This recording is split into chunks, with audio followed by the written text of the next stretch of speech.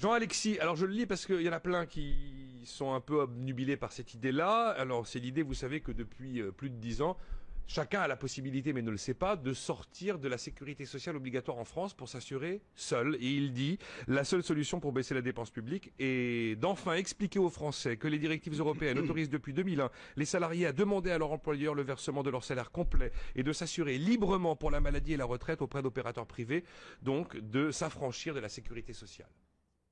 Vous avez tous entendu parler de ça. Oui. Oui, mais Jean. en même temps, on entend toujours dire Ah. que c'est théorique et que c'est Ouais. en fait extrêmement Bon. difficile à mettre Il en y a œuvre. effectivement 2-3 personnes qui sont en combat depuis 10 ans pour Absolument. pour Non, mais cette, ça indirectement, il y a possibilité.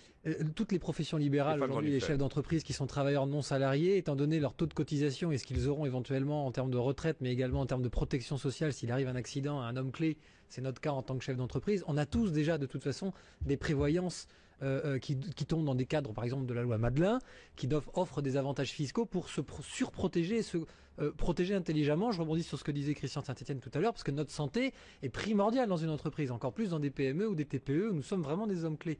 Maintenant, je vais encore passer pour le texan de service, mais il y a un moment donné... Il y a un mail pour vous Non, après, mais, vous mais, inquiétez non, pas, mais c'est pas- moi j'aime ça de toute façon, parce que je pense que justement il faut comparer l'État à une entreprise, parce qu'on ne le fait pas, et c'est là où on a tort, parce que je pense que les Français comprendraient plus simplement l'économie au niveau étatique si on leur faisait des parallèles avec l'entreprise. Oui, enfin, et un petit bémol, c'est que je crois que les Français Sylvain ne Aurélie. comprennent rien à l'entreprise aussi. Hein, donc, Ce qui n'est pas vrai, forcément gagné. mais Si, je si, suis pas si, sûr. si, si, C'est si, à si. l'entrepreneuriat qui Ils comprend comprennent rien à l'entreprise.